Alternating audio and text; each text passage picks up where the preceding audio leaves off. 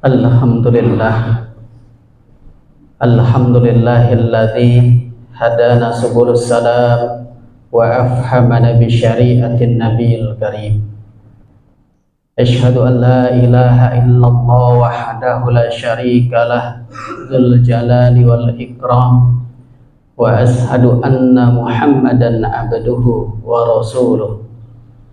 Allahumma salli wa sallim wa barik ala sayyidina Muhammadin wa ala alihi wa sahbihi rasulillahi ajma'in. Amma ba'du, fa ya ayyuhal muslimuna rahimakumullah, ittaqullaha haqqa tuqatih wa la tamutunna illa wa antum muslimun. Sadaqallahul azim. Segenap seluruh pengurus Masjid Baitut Taqwa, bapak-bapak, saudara-saudaraku, hadirin sidang jamaah Jumat yang kesemuanya mudah-mudahan disayangi Allah. Pada kesempatan Jumat kali ini kita angkat sebuah judul khutbah, optimalisasi pribadi yang solih.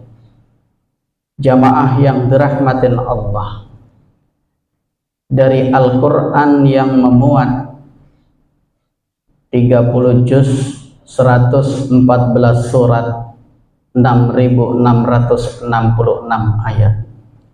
Ada dua mandat yang Allah berikan kepada seluruh umat manusia, dan ini adalah mandat utama yang tak boleh terlupakan. Yang pertama adalah inni ja'ilun fil ardi khalifah. Manusia diamanahi sebagai khalifah fil ardi, pemimpin atau wakil Allah di muka bumi, yang bertugas memberdayakan sumber daya alam, memberdayakan manusia, memberdayakan ciptaan Allah agar kembali mendatangkan kemakmuran bagi seluruh umat manusia. Lalu yang kedua adalah wa ma khalaqtul jinna wal insa illa liya'budun, dan tidak kuciptakan jin dan manusia kecuali untuk beribadah kepadaku. Maka tugas utama yang kedua adalah beribadah kepada Allah. Menjadi khalifah maupun menjadi Abdullah bukanlah pilihan, tetapi dua tugas pokok yang harus kita perjuangkan secara bersamaan. Pada satu sisi kita harus menjadi khalifah, dari mulai kita jadi presiden sampai kemudian gubernur, menteri, bupati, wali kota, camat, kepala desa, lurah, ketua RT, ketua RW, sampai kepala rumah tangga. Itu semua adalah aktor-aktor kekhalifahan, termasuk menjadi direktur, ketua, ataupun pimpinan. Maka ketika menjadi khalifah, pada umumnya melekat kesejahteraan hidup dalam dirinya yang tak boleh berhenti sampai di situ saja. Artinya orang boleh jadi menteri, jadi pejabat, jadi pimpinan, jadi orang hebat, tapi dia harus secara bersamaan beribadah kepada Allah. Begitu juga sebaliknya, orang tidak boleh berpikir bahwa hidup ini ibadah melulu, hari-hari ke masjid saja, hari-hari zikir, hari-hari sholat saja, sampai kemudian melupakan tugas kekhalifahan, mencari nafkah, memberikan manfaat kepada sesama. Keduanya harus secara seimbang, selaras, harus kita jalankan dalam hidup ini. Jamaah yang dirahmatin Allah, maka untuk memikul tugas yang teramat berat menjadi khalifah dan hamba, ada tiga hubungan yang harus kita bina dan terjalin dengan mesra. Yang pertama adalah hablum minallah, yang kedua adalah hablum minan nas, dan yang ketiga adalah hablum minal alam. Hablum minallah, bahwa kita manusia sebagai makhluk harus memiliki relasi hubungan yang harmonis kepada Sang Khalik. Hamba dan Tuhannya harus memiliki hubungan yang mesra, hubungan yang penuh cinta dan kasih sayang.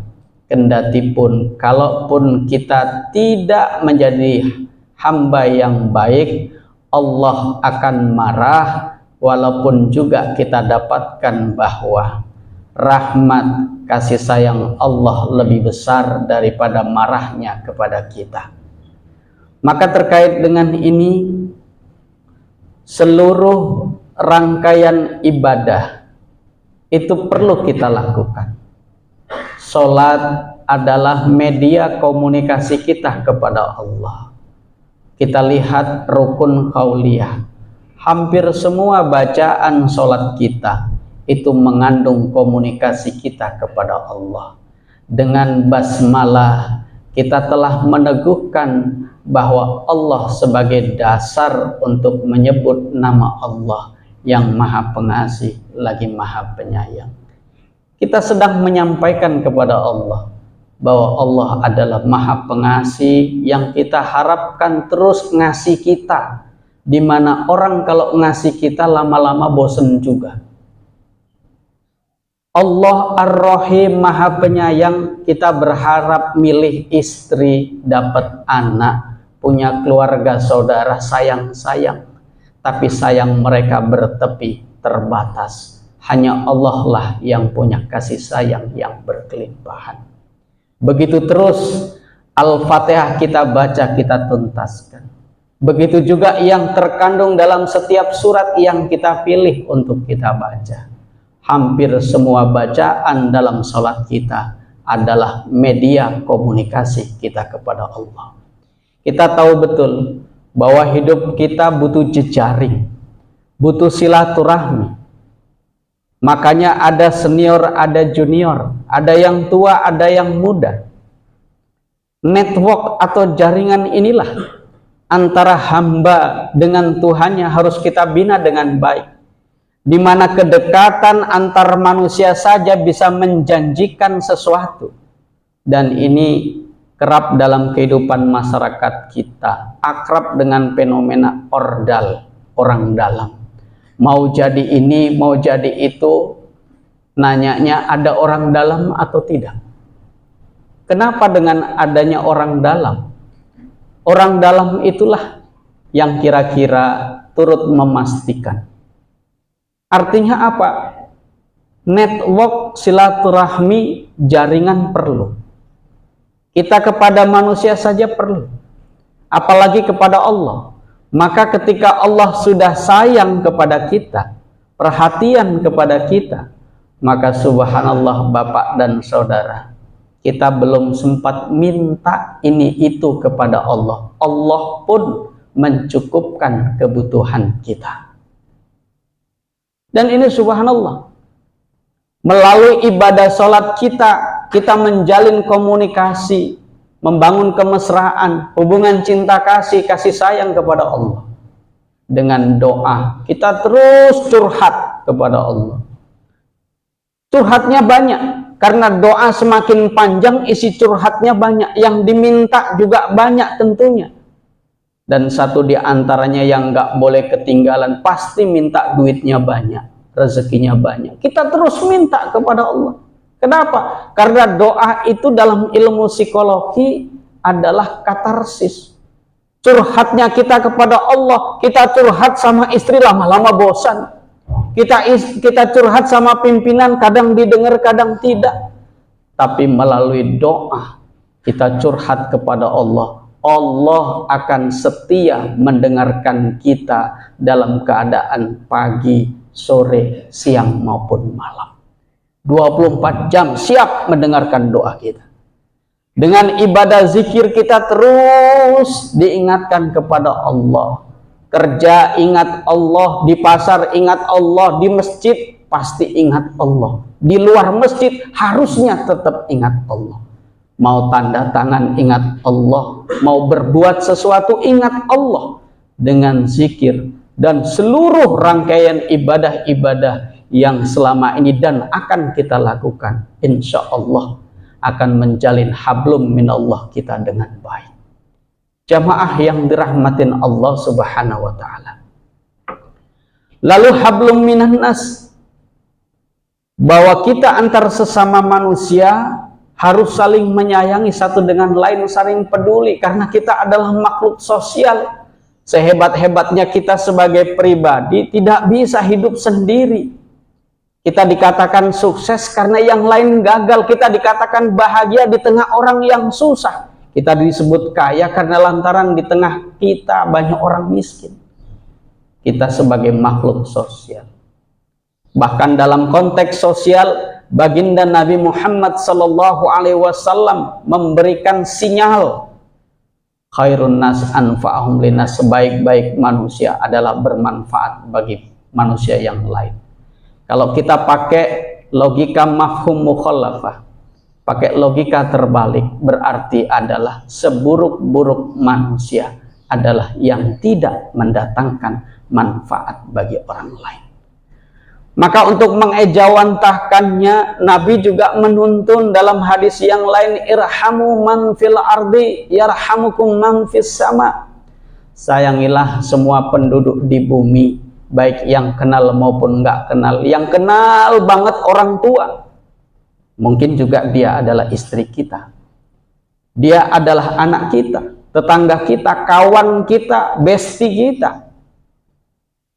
Tetapi banyak juga penduduk bumi ini yang sama sekali nggak kenal. Rasul menyuruh kita untuk menyayangi mereka. Yarhamukum man fis sama, sebagai kausalitas sunnatullahnya, sebab akibatnya seluruh penduduk langit akan menyayangi kita. Bentuknya gimana? Macam-macam. Ada yang terduga, ada yang tidak terduga. Yang terduga, orang disayangi, dikasih, dibalas dengan kasih sayang. Kemarin kita ngasih orang, dia ngasih kita. Kemarin kita nyayangi orang, dia nyayangin kita. Tapi ada juga yang tidak bisa diperkirakan. Nggak kenal, tahu-tahu menjadi pahlawan kehidupan. Nggak pernah ketemu, tahu-tahu menjadi bagian penting dalam kehidupan. Jamaah yang dirahmatin Allah subhanahu wa ta'ala. Lalu yang ketiga adalah hablum minal alam. Kalau kita mau menjadi khalifah yang optimal, khalifah yang baik, Abdullah yang tugasnya beribadah dengan kualitas ibadah yang baik, kita juga harus menjalin hubungan dengan alam yang baik. Allah tidak hanya menciptakan Al-Quran sebagai ayat-ayat yang termaktub di dalam Al-Quran sebagai firman-Nya, tetapi juga Allah menciptakan kauniyah, alam terbentang. Alam terbentang ini menginspirasi kita, menghadirkan ilmu pengetahuan, bahkan teknologi. Dari sebab kita rajin memelihara burung, kebetulan kita suka miara burung, sampai semua nama-nama burung hafal semua. Ketakjuban dia terhadap burung sebagai ciptaan Allah, lalu terinspirasi oleh manusia, melahirkan pesawat terbang dengan berbagai merek dan bentuknya. Begitu kita melihat fenomena kodok, maka lahirlah iptek bernama mobil dengan berbagai mereknya, berbagai tipenya. Ada Honda, ada Suzuki, ada Toyota, ada Mitsubishi, dan seterusnya. Dan terus berkembang. Ternyata nggak sadar bapak saudara yang punya mobil itu naikin kodok. Maka dulu ada istilah mobil kodok, namanya mobil PW, bentuknya persis seperti kodok. Contoh sederhana bahwa keaktifan kita memahami fenomena alam sebagai ciptaan Allah yang terbentang, melahirkan iptek, memaksa kita untuk dekat kepada Tuhan, memaksa kita untuk mengakui kebesaran Tuhan, kehebatan Allah Subhanahu wa Ta'ala, dan dari situlah akan menambah keimanan kita, disitulah akan menambah keislaman kita, dan syukur-syukur menambah amal ibadah kita untuk terus dekat kepada Allah, dekat kepada manusia, dekat kepada alam semesta. Bapak saudara hadirin sidang jamaah Jumat yang dirahmatin Allah, yuk dari masa ke masa, dari setiap keadaan ke keadaan, terus ingat tugas utama kita sebagai khalifah maupun sebagai hamba, dan caranya adalah terus membina hablum minallah dengan baik, membina hablum minannas dengan baik, dan juga akrab dengan alam serta lingkungan, agar kita terus dekat kepada Tuhan, dekat kepada Allah Subhanahu wa Ta'ala. Turibat alaihimu zillatu aynama thuqifu illa bihablim minallah wa hablim minannas. Di mana saja manusia akan ditimpa kehinaan dan keresahan, di mana saja berada, kecuali dua: menjalin hubungan baik kepada Allah dengan ibadah, dan menjalin hubungan baik kepada manusia melalui hubungan muamalah, agar interaksi sosial kita baik, memberikan rahmat kepada orang-orang di sekeliling kita. Mudah-mudahan khutbah yang singkat ini bisa menambah keimanan, keislaman, dan amal ibadah kita, menjadi orang yang istiqomah, menjadi orang-orang yang sejahtera, bahagia dunia dan akhirat. Barakallahu li wa lakum fil Qur'anil Karim, wa qur rabbighfir warham wa anta khairur rahimin.